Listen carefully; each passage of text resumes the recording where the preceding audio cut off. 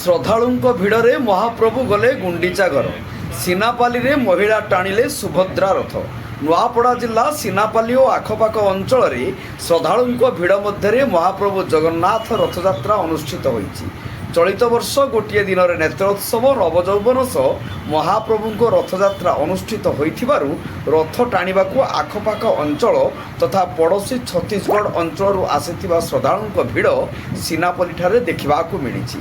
ଅଣସର ପରେ ରବିବାର ସକାଳୁ ପ୍ରଥମେ ମହାପ୍ରଭୁଙ୍କ ନେତ୍ରୋତ୍ସବ ଓ ନବଯୌବନ ବେଶ ଅନୁଷ୍ଠିତ ହୋଇଥିଲା।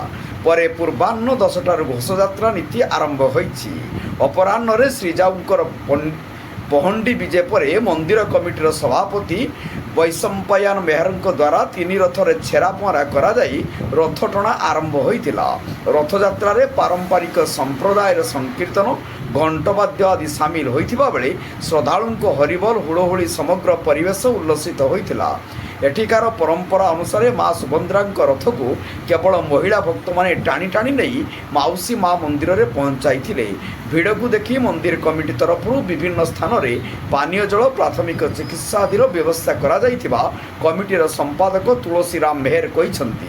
ଏଥିସହ ଏହି ବ୍ଲକର ବ୍ରାହ୍ମଣପଡ଼ା, ହାତୀବନ୍ଧା, ଶାଗୁନଭାଡ଼ି, ଗଣ୍ଡାବାହାଲି, କେନ୍ଦୁମୁଣ୍ଡା, ପୋତିଏଲପଡ଼ା, ଚଳନା, ସିଂହଝର, ଟିମନପୁର, ଜାମଗାଁ, ଅରସାପଡ଼ା, ବରଗାଁ, ଗମ୍ଭାରୀଗୁଡ଼ା, ଗର୍ଲା, ଝାରବନ୍ଦ ଆଦି ଗ୍ରାମର ମଧ୍ୟ ଶାନ୍ତି ଶୃଙ୍ଖଳାରେ ରଥଯାତ୍ରା ସମ୍ପନ୍ନ ହୋଇଛି। ନୂଆପଡ଼ାରୁ ପରମେଶ୍ୱର ମେହେରଙ୍କ ରିପୋର୍ଟ, ଜନତା ଏକ୍ସପ୍ରେସ।